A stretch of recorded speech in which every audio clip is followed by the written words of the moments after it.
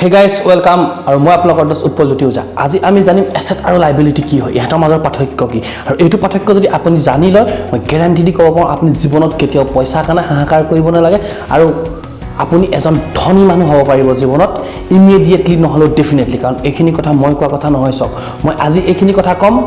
এই কিতাপখন rich dead পুৰ ডেড এখন বেষ্ট সেলাৰ কিতাপ হয় আৰু ৰবাৰ্ট টি কিয়ছাকি এজন বেষ্ট সেলাৰ অথৰ হয়। তেখেতে লিখিছে আৰু তেখেতক টিচাৰ অফ মিলিয়নিয়াৰ বুলি কয় আৰু তেখেত এজন মাল্টা মিলিয়নিয়াৰ হয়, বহুত ধনী মানুহ হয়। তেখেতে কৈ আছে আৰু সেইখিনি মই শিকি আছোঁ আৰু আপোনালোকৰ লগত শ্বেয়াৰ কৰি আছোঁ। কাৰণ চাওক, জ্ঞান এনেকুৱা এটা বস্তু যিমান শ্বেয়াৰ কৰা হয় সিমান বাঢ়ে। গতিকে মই এইখিনি কথা যি বুজি পাইছোঁ আপোনালোকক ক'বলৈ চেষ্টা কৰিম। ব'লক তো ভিডিঅ'টো আৰম্ভ কৰোঁ। তো প্ৰথম কথাটো হ'ল চাওক, এছেট এনেকুৱা এটা বস্তু যিটো বস্তুৱে আপোনাৰ জেপলে পইচা আনি দিব। আৰু লায়াবিলিটি এনেকুৱা বস্তু যিখিনি বস্তুৱে আপোনাৰ জেপৰ পৰা পইচা উলিয়াই নিব। আৰু অলপ ভালকৈ গভীৰভাৱে বুজো আহক।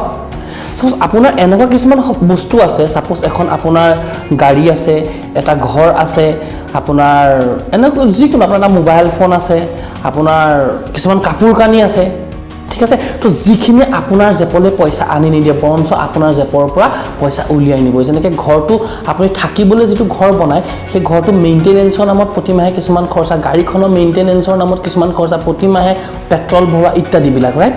আৰু ঠিক তেনেদৰে কিছুমান এনেকুৱা বস্তু থাকে যিখিনি বস্তুৱে আপোনাক ইনকম কৰি দিয়ে। কাৰণ ছাপ'জ এটা ঘৰ আছে, সেই ঘৰটো মই ভাড়ালৈ দি থৈছোঁ, এইটোৱে মোক প্ৰতিমাহে ইনকম দিয়ে। এখন গাড়ী আছে, গাড়ীখন মই ভাড়া দি থৈছোঁ, এইখন প্ৰতিমাহে মোক ইনকম দিয়ে।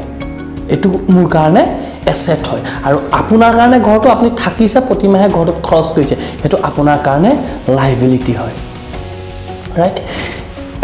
এখন কাপ প্লেটত আপুনি ঘৰত যে চাহ খায়, সেইটো আপোনাৰ কাৰণে লায়াবিলিটি। আৰু একেটা কাপ প্লেট এখন হোটেলত এছেট হয়। মানে এটাই বুজি লওক, যিটো বস্তু আপুনি ব্যৱহাৰ কৰিছে আৰু ব্যৱহাৰ কৰাৰ কাৰণে আপোনাৰ মেইনটেনেন্সৰ নামত বা আপোনাৰ খৰচে বাঢ়িছে বা আপোনাৰ ইনকম হোৱা নাই, সেইটো লায়াবিলিটি।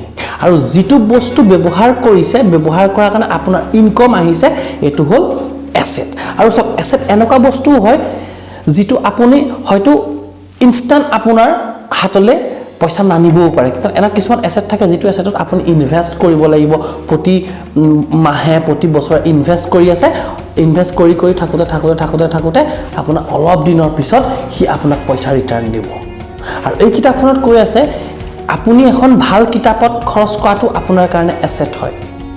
এটা আপুনি ভাল যদি এখন মানে ছেমিনাৰ এটেণ্ড কৰে যিখনে আপোনাৰ জীৱনত ছাকচেছ কি শিকাব, আপোনাক জীৱনত গ্ৰ' কৰিবলৈ সহায় কৰিব, তাত আপুনি যদি পইচা ইনভেষ্ট কৰে, সেইটো ওৱান কাইণ্ড অফ এছেট বুলি কৈ আছে। আপুনি বন কিনি থৈছে, সেইটো আপোনাৰ কাৰণে এছেট। ৰিয়েল ষ্টেট, সেইটো আপোনাৰ কাৰণে এছেট হয়। তো গোটেইখিনি গোটাই মই একদম চিম্পুল ভাষাত এটাই কথা কৈ দিওঁ, এই কিতাপখনতো সেইটোৱে বুজাইছে, যি বস্তুত আপুনি পইচা খৰচ কৰিছে, প্ৰথম এটা কথাই ভাবিব, সেই বস্তুত যে মই খৰচ কৰিছোঁ, সেই বস্তুটোৱে মোক ইন ফিউচাৰ বা আজিৰ ডেটত মোক ইনকম দিবনে, নে এইটোৱে মোক কোনো ইনকম দিয়াৰ ৰাস্তা নাই, এইটো আনিলে মোৰ খৰচহে বেছি হ'ব। তো এইটো আপোনাৰ যদি খৰচ বেছি হয়, লায়াবিলিটি হয়, সেইটোত খৰচ নকৰিব, সেইটোত পইচা নখটুৱাব। আৰু যিটো বস্তুৱে আপোনাক ইনকম আনি দিব, সেইটো বস্তুত খটুৱাব, এইটো আপোনাৰ এছেট হয়। এটা মোবাইল ফোন 1 লাখ টকীয়া iPhone 11 pro' max whatever যিয়ে হওক, সেইটো লায়াবিলিটি হয়, ৰাইট। কাৰণ ই আপোনাক ইনকম অহাত সহায় নকৰে। আপুনি বহুত দামী গাড়ী এখন লৈ আছে, তাৰ কাৰণে EMI প্ৰতিমাহে দিয়ক, তাত পেট্ৰল ভৰক, মেইনটেনেন্স থাকক, সেইটো লায়াবিলিটি। কিন্তু আপুনি এনেকুৱা কিবা এটা বস্তু লৈছে, ছাপ'জ আপুনি এটা কেমেৰা লৈছে, DSLR এটা লৈছে, DSLRটো আপুনি ভাড়ালৈ দিয়ে, সেইটো আপোনাৰ কাৰণে এছেট। আৰু কোনোবাই DSLR লৈছে, একদম পূৰা বাগানৰ মাজত বাগৰি ফটো মাৰি আছে, সেইটো তাৰ কাৰণে লায়াবিলিটি। তো কথাটো ধৰিব পাৰিছে। গতিকে জীৱনত যি ইনকমেই নকৰক আপুনি, আজি যিয়ে ইনকম কৰি আছে, তাৰ বেছি সংখ্যক আপুনি এছেটত খৰচ কৰক। আৰু যেতিয়া আপোনাৰ এছেটৰ শ্ৰেণীটো বেছি হ'ব, আপোনাৰ প্ৰতিমাহে পইচা অহা ৰাস্তাটো বেছি হ'ব। লায়াবিলিটি যিমান হ'ব, আপোনাৰ জেপৰ পৰা পইচা যোৱা ৰাস্তাটো বেছি হ'ব। তো ৰবাৰ্ট টি কিয়ছাকিয়ে কৈছে, প্ৰথমতে এছেট গোটাই লওক, আৰু যেতিয়া এছেটৰ পৰা পইচা আহিব, সেই পইচাখিনিয়ে আপুনি আপোনাৰ জীৱনৰ চখখিনি পূৰ কৰক। অ'কে, তো ধন্যবাদ।